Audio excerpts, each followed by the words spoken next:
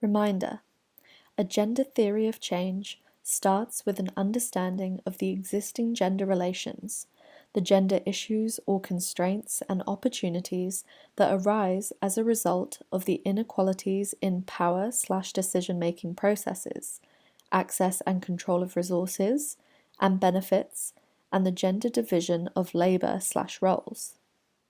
This process, we saw, is done by conducting a gender analysis. The change process aims at addressing the inequalities, gender issues, and constraints by implementing gender transformative strategies, enabling gender-responsive programming.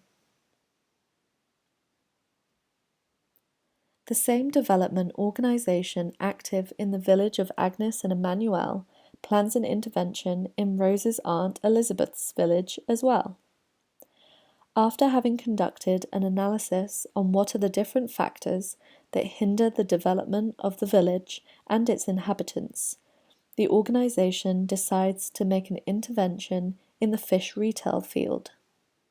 As most of the inhabitants are active in this sector, and there are many barriers that hold female sellers back from starting and growing. So, since the sector is still a male-dominated one, the organization decides to focus on female development within fish retail.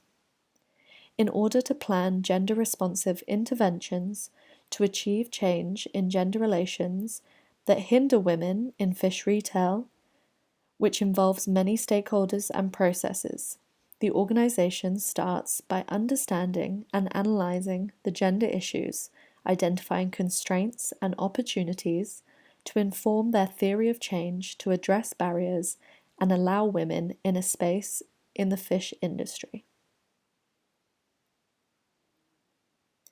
In the story, the organization in Elizabeth's village wants to create a theory of change to address the systematic and complex issue in a strategic way. Have you ever heard about the theory of change?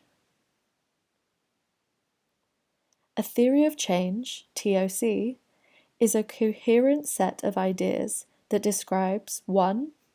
The initial situation that we want to change. 2. What the change should be, a vision of change. 3. How a change process occurs. 4. What makes it happen. 5. What has to happen for the intended result, outcome to be reached. 6. Who needs to be involved. 7. Whose interests are at stake. And 8. What the results, outcomes of a change process should be. A theory of change is important because it tries to get a good understanding of the system that requires change. TOC helps to clarify assumptions in relation to the choice of strategies as a whole and about why smaller changes happen based on a sequence of process steps, the steps in the pathways of change. A TOC helps to think through these assumptions and surface them at all levels of the strategy. By being explicit about all the preconditions which need to be in place in order to achieve the final goal, and linking assumptions for each precondition, you can develop more robust intervention logic.